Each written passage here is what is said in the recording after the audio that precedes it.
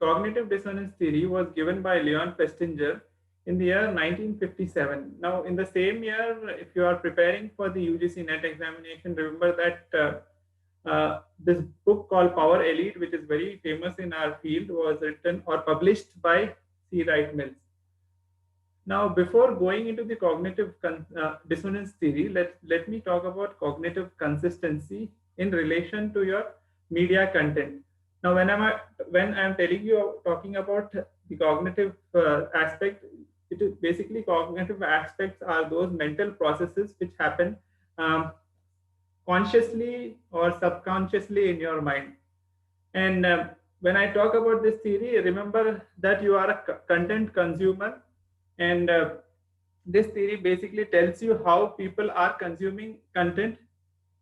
And before we go into the cognitive dissonance theory, let me talk about what is cognitive consistency. Now, now the idea that people are consciously, unconsciously working to preserve their existing view. What is happening here is that we are trying to consciously or unconsciously trying to preserve our existing views.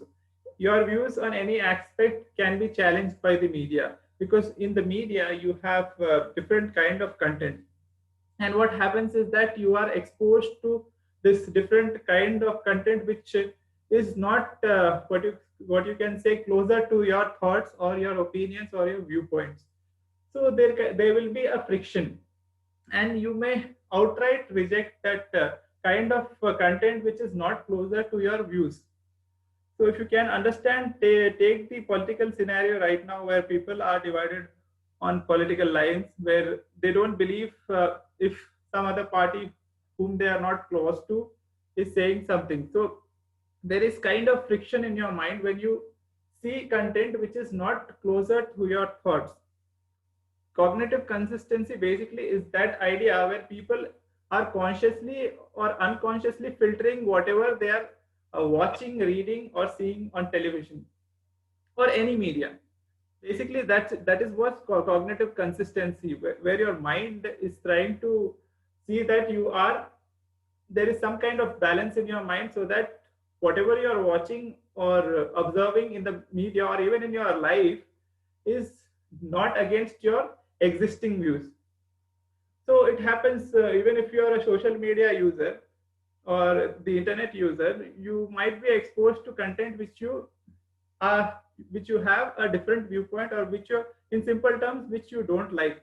And obviously you'll try to outrightly reject that content, or you may try to modify that content so that it could suit your thoughts.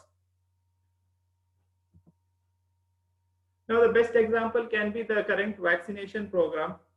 You have, since the entire political class is now very divided because of the party in power.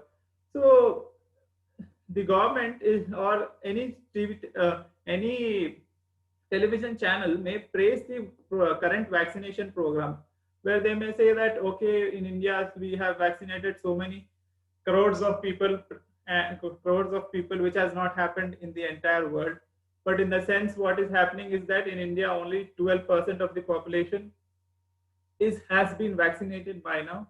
And so the opposition might highlight the fact, whereas the media, which is allied to the government, may praise the current vaccination program. But what is happening is that your thoughts, think of yourself as the viewer or the audience who is watching this program. So your thoughts may be against whatever the program is showing.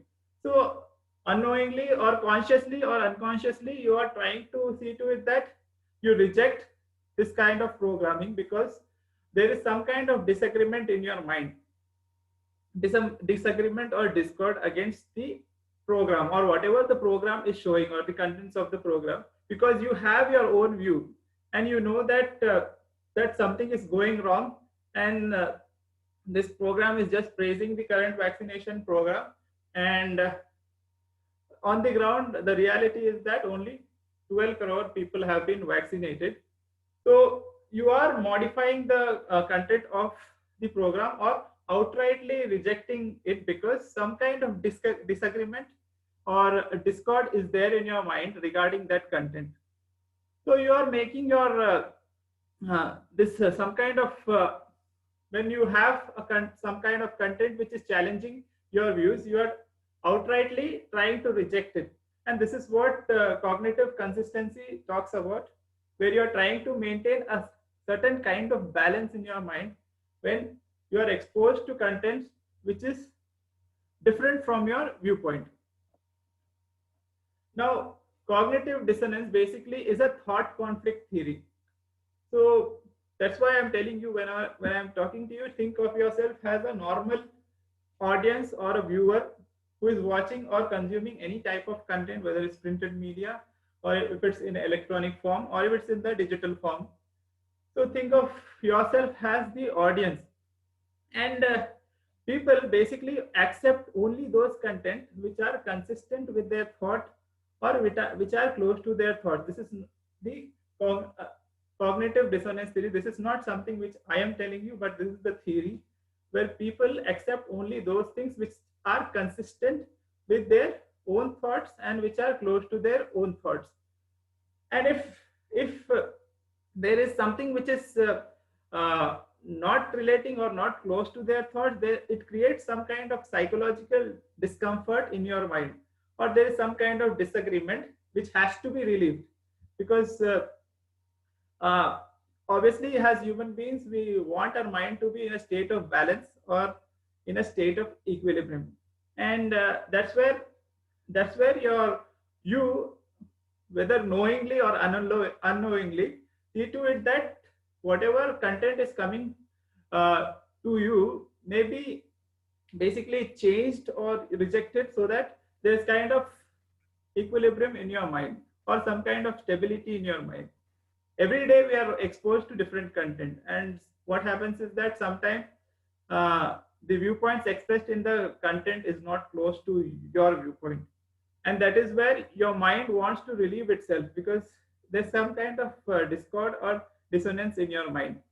And that's where you challenge that content, in the sense you reject it, or you modify that content so that it suits you. So this is how cognitive dissonance theory works, where there is a thought conflict and you are trying to see to it that the information which you are taking is aligned or close to your thoughts. And Leon Festinger's, he gave few ways where people make information consistent with their existing thoughts or existing views. So how do you cope when there is some kind of discomfort, when some information is thrown at you? How do you cope? These are coping mechanisms or ways to make information consistent with your existing views. So now how do you cope? So he gave few selective processes, basically selection and retention and perception. So people basically use this psychological process to reduce the dissonance in their mind when they are consuming content which are not consistent to their thoughts. So you are trying to some kind of relief in your mind when you are exposed to content which are not relating to your viewpoints. So he gave three processes by which people reduce this dissonance or discomfort when they are consuming information from various sources. And the first thing which he said, that people selectively expose themselves. So the first thing is selective exposure. Normally when you are watching content, people only tend to those kind of content which is closer to their thoughts. So you try to totally reject, or you try to stay away from such kind of content. This is selective exposure in the sense you are not exposing yourself to such kind of content in the media. For example, you can be, I'm taking a political example because that is the best example where you can talk about this theory. And you have two kinds of supporter. One is of the BJP and the other is of the Congress. Now, a television program showing about the ruling party, which is the BJP, might not be watched by the other side of the political Prism, which is the Congress supporters, they may say that why should we watch this? Because this is something which is not closer to their already held attitudes and views about the BJP. So they may outrightly be against the party, and that's why they are not watching programming relating to them, and they might totally reject those kind of programs, or they might totally stay away from the programs. As you all know, our media is also now very divided based on political affiliations, and that is where you have few channels which continuously praise one particular party, and the people who don't like such kind of channels, they outrightly reject it.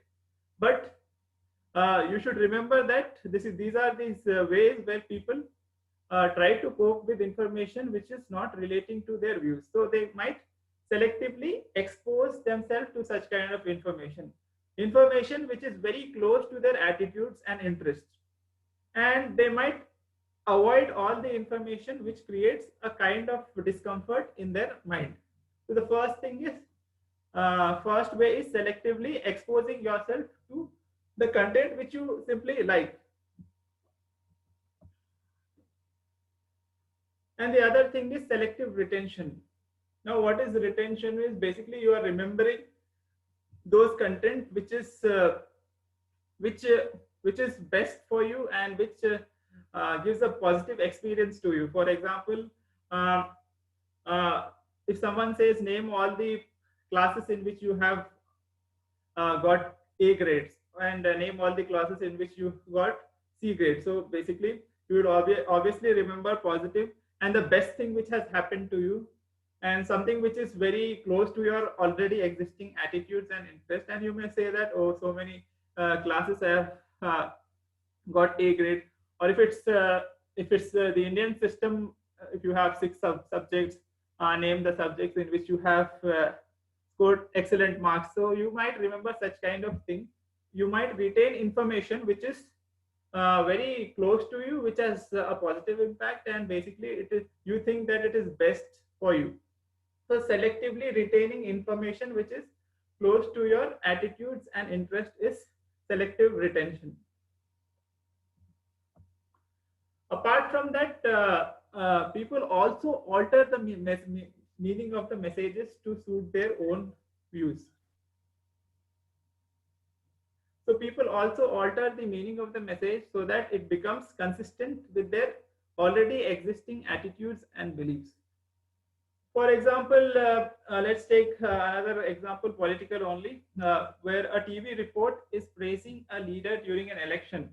And this leader is someone whom you don't trust. And you know that he has not done any good deeds, or he has not been as successful in his work. So you might, if a program is praising such kind of content, you might simply say that whatever it is being shown is not true. You know what is happening, and what is he doing. So basically, you are also altering the message which is being given by the media so that it suits your attitudes and beliefs. You might have these attitudes and beliefs which are already ingrained in you. So this is how you selectively perceive or understand the information, and you may challenge the information which is being shown. And basically, uh, people through these processes are making sure that their thoughts are consistent with their already held attitudes and beliefs. So this is how the cognitive dissonance theory works. In the end, I would like to say that any dissonance is basically discomfort, and any discomfort in your thought is being what you call rectified, or it's being solved, so that you make sure that your mind is back to the state of equilibrium which it has already existed in. Because nowadays what happens is that you have a lot of content being thrown at you, especially through the social media. But what happens is that now through the internet algorithms, if you do some kind of experiment or create some kind of new IDs in YouTube and Facebook, and continuously if you do something where you watch a particular kind of content, if it's today's ruling party, you will be fed with the same kind of content. And then obviously you'll have positive vibes towards the content which you are consuming. The media or the medium or the intermediaries, the social media channels, all are throwing you the same kind of content which you have been watching continuously. And this may create some kind of favoritism to one political party, but while outrightly rejecting the other viewpoints. So this is how you are being what you call thrown at into a particular direction through the help of the social media and the internet algorithm. And that is where this theory is very important, because the more you are close to one kind of content, the more you are against the other kind of content. Especially nowadays it is happening if you watch the social media platforms. So this is the cognitive dissonance theory.